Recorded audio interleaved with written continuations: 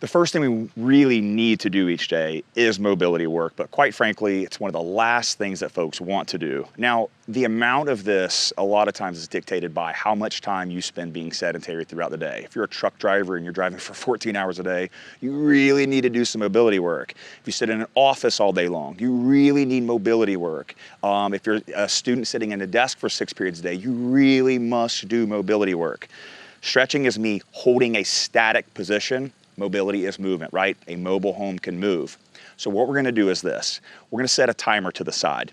It's gonna last for exactly 10 minutes at 2 minutes per position for the sake of simplicity. Like any and everything else in the 21st century, you can make this stuff as complex as you want to. So you take this, you add everything else, but I'm an ABC and 1, 2, 3 guy. I'm a teacher and a coach. It's what I do. So everything really needs to be as simple as possible because it makes it applicable. There are 5 steps we're gonna cycle through with this mobility progression. The first one is crossovers. The second is windshield wipers, or 6-point position, I should say, excuse me. The third is the push-up position. The fourth is Spider-Man's, and the last is a standing position that when you hit that last position at 2 minutes, you're gonna roll right into your first big lift of the day. So this first one, you probably need a mat or something that you're gonna use beneath you. I'm gonna sit down on my rear end. I'm gonna go to what is a 6-point position, but this time I'm gonna kick back with my hands straight up in the air and my knees at 90 degrees. Now my palms are gonna come flat. I'm gonna look to my right and my knees will drop to my left to open up my low back. Now again, for the sake of simplicity, I'm gonna cycle through this 3 to 5 times so this video doesn't last for 20 minutes. I'm gonna focus on breathing into my belly and trying to keep my palms as flat as I can while I work through these positions. Again, cycle through this 3 to 5 times, and this is the crossover position. I'm gonna go one more time each way because this feels really freaking great because I did a lot of extra sitting today. Because that happens in the world of adulting at times. And again, I'm gonna cycle through that 3 to 5 times. Next, I'm gonna sit up, and again, what we call a 6-point position. 2 feet, 2 cheeks, 2 hands. The first thing I'm gonna do is drop my knee to my opposite foot 3 to 5 times, what we call a windshield wiper. Why do we like to do this? Because joints like moving in circles, particularly joints like shoulders and hips that function in a ball and socket joint. I'm gonna do this 3 to 5 times both ways, and then from there I'm gonna sit into what's called a pigeon pose. Now here I'm gonna try to put my chest over my shin, and I'm gonna walk it to my knee and back towards my hip. Anytime I find a sticky spot I wanna hang out there, that side feels pretty good, so we're gonna move to the next side. And I'm just gonna walk my hands around to find sticky spots. When spots suck to hang in and I'm really rigid there, I probably need to spend a little bit of extra time there. And again, we're gonna cycle through this about 3 to 5 times from that 6-point position. Next, we're gonna work to a push-up position. Step 3. Now from here, I'm literally gonna hold in a push-up plank. I'm gonna let my hips drop to the ground. When I do this, my laces need to come flat. And as my eyes come up, my hips will actually track down. Look left to right. Don't leave your neck out of the equation. Neck's never an issue until it is. From there, I can sit back on my heels, work through this position here.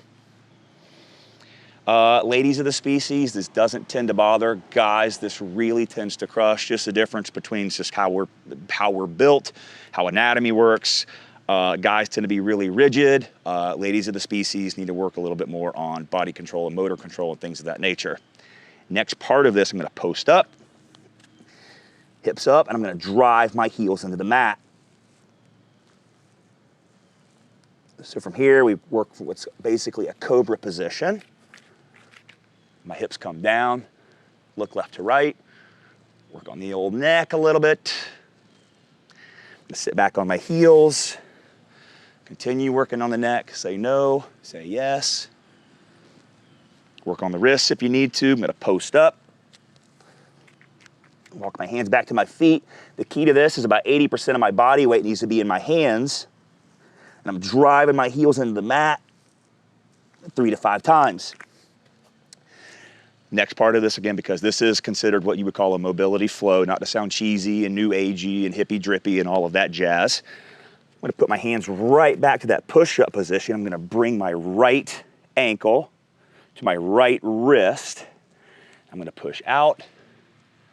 And when I first get to this position, especially if I've been sitting all day, I'm just gonna be pretty sticky and hard to get here, so that back knee could be on the ground. That's not a big deal. If you're not getting a whole lot of pull out of that, bring that back knee off the ground. It'll really push your hip mobility. Now from here, I can put my fingers under my toes.